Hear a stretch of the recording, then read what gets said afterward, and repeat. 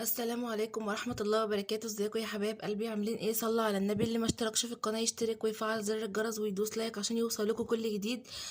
انا اسفة والله، انا اتأخرت عليكم بقالي فترة، انا عارفة، بس والله الظروف اشد مني. نحمد ربنا على كل اللي يجيبه، الحمد لله، قدر الله ما شاء فعل. بس انا مش طالبة منكم غير دعواتكم، لان للأسف الظروف اللي عندي شديدة قوي. حماية ربنا يديه الصحة ويبارك لنا فيه يا رب، للأسف تعبان جدا، وكان في المستشفى وقعدنا يجي 4 5 أيام في المستشفى للأسف. فأنا غصب عني إن أنا قطعت فيديوهات وقطعت وصفاتي وقطعت كل حاجة غصب عني والله. وللأسف أنا جايلكوا بحاجة، يعني ما هياش أكلة، بس يعني أنا جايلكوا بأي حاجة كده عشان خاطر أفهمكوا وأوضح لكم أنا غايبة عنكوا ليه. دي كانت رنجة عندي، هي مش سودة ولا حاجة، هي حمرا، بس طبعا الكاميرا.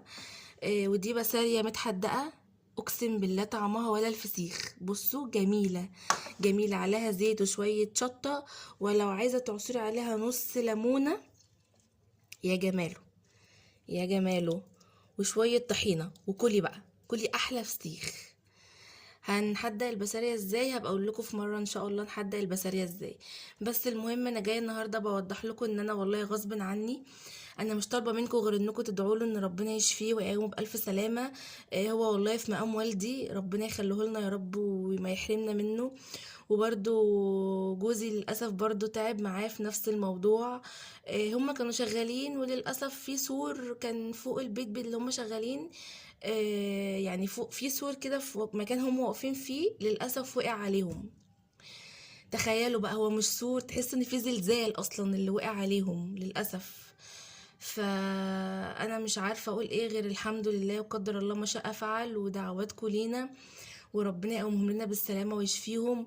وطبعا ده احساس صعب قوي على كل بيت، بس نحمد ربنا على كل حل اللي ربنا يجيبه. وان شاء الله ارجع لكم بوصفات قوية باذن الله، بس الدنيا تتظبط عندي شوية، وانا ان شاء الله هرجع لكم. بس ادعوا لي وادعوا لهم، وان ربنا يقوينا ويشفيهم يا رب ويخليهم لينا. وما تنسوش الاشتراك في القناة وتفعلوا زر الجرس وتدوسوا لايك عشان يوصل لكم كل جديد. وحشتوني، ومع الف سلامة.